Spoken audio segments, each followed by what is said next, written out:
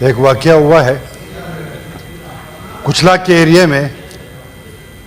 ملک نصر الدین کاکڑ صاحب جس کے گھر پہ پولیس گئی ہے اور پولیس کا جانا چادر اور چاردیواری کی پامالی اور کوئی خاتون ساتھ نہیں تھی, پولیس کانسٹیبل, اور گھر کے اندر گھس گئے تھے.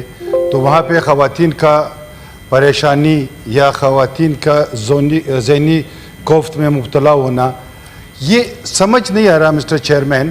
بعد میں جو متصب عدالت تھی, متصب کورٹ تھا, متصب آفس تھا, اس کا بھی اس کا بھتیجا, آپ غور سے سن لیں, یو ہیو ٹو ریپلائی. اس کا بھتیجے نے کہا کہ یہ میرا گھر ہے, ہم یہاں رہتے ہیں. تو آخر بات کیا ہے کہ اتنی پولیس آئی ہے اور گھر کے اندر گھس گئی ہے, اور وہاں سے جب پتہ چلا تو اس لڑکے کو بھی اٹھا کے لے گئے ہیں تھانے. اس کے بعد شاید روڈ انہوں نے بند کر دیا ہو. یہ بتایا گیا کہ آپ کے گھر میں گاڑی آئی ہے. اب یہ اتنی انفارمیشن کی اس کے پاس ہے ہی نہیں. مطلب اس طرح ادارے جو ہمارے محافظ ہیں اس کو جو لیڈ ملی ہے کہ گاڑی ہے, جب انہوں نے گھر سرچ کیا تو گاڑی بھی نہیں ملی.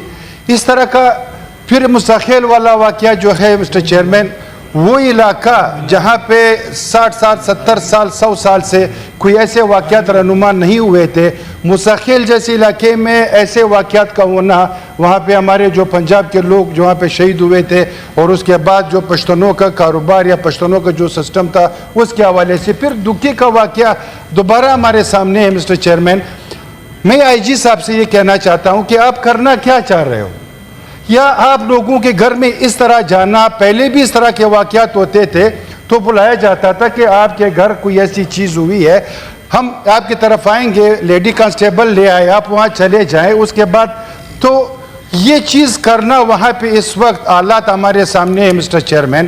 تو میں منسٹر صاحب سے یہ ریکویسٹ کروں گا, یا تو اس کو آپ انٹیریئر کمیٹی میں ریفر کر دیں کہ اس کے متعلق ہم وہاں پہ بات کریں. اس طرح کے دن بدن یہ واقعات رہنما ہو رہے ہیں.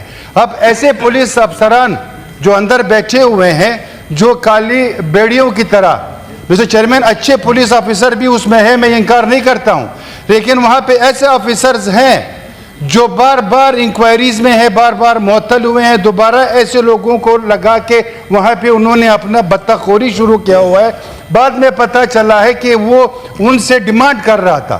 اب ڈیمانڈ اس طرح پورا کیا جاتا ہے یا اس طرح لوگوں کا عرصہ کیا جاتا ہے. عزتدار لوگ ہیں, ہماری پارٹی سے تعلق ہے.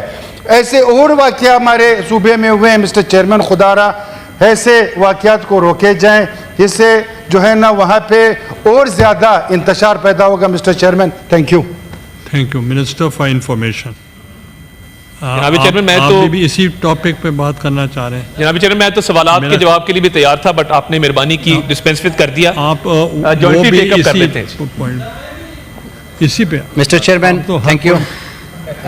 سب سے پہلے چیئرمین صاحب میں اس حرکت کی پرزور مذمت کرتا ہوں. جو کچھ آج کل ہمارے کوئٹہ بلوچستان میں جو کچھ ہو رہا ہے, وہ اگر آپ کل کا واقعہ لے لیں یا اس سے پہلے گزرے ہوئے دنوں کی جو واقعات ہیں ان کو لے لیں, تو میں ان تمام واقعات کا پرزور مذمت کرتا ہوں. مسٹر چیئرمین, یہ جو طریقہ کار اپنایا گیا ہے, اب ہمیں پتہ نہیں کہ یہ کس کی جانب سے, کیا یہ دہشت گرد ہیں, یہ سیپریٹسٹ ہیں, یہ حکومت ہے, یہ کون ہے جو یہ حرکتیں کر رہے ہیں. ان حرکتوں کے پیچھے ان کے کیا مقاصد ہیں؟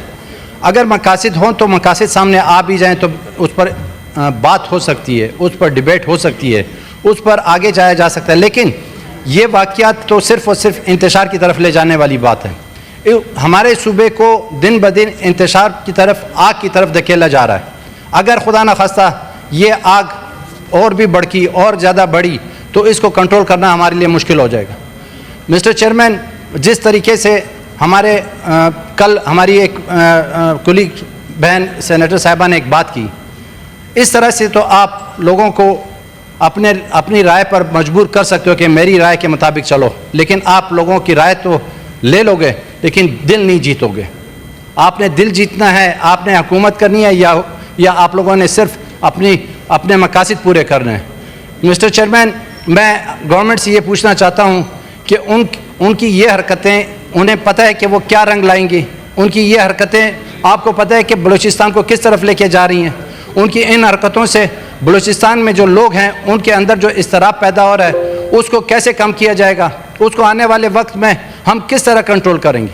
کیا اگر ہم نے آنے والے وقت کے مطابق اس کو پلان کیا ہے, انہوں نے اگر کوئی پلان کیا ہے کہ اس اضطراب کو ہم اس طرح روکیں گے تو کائنڈلی وہ بھی ہمیں بتا دیں. اگر ان کے پاس کوئی پلان نہیں ہے اور بالکل بغیر پلان کے آگے چل رہے ہیں تو خدا را اس پلان کو آپ دوسرے کے کہنے پر کر رہے ہیں یا خود کر رہے ہیں, اس چیز کو ہمیں سمجھائیں کہ ہم تاکہ اس کے مطابق آپ کے ساتھ چلیں کہ آپ کا یہ پلان فیوچر میں کم از کم بلوچستان میں رہنے والوں لوگوں کو تحفظ فراہم کرے گا.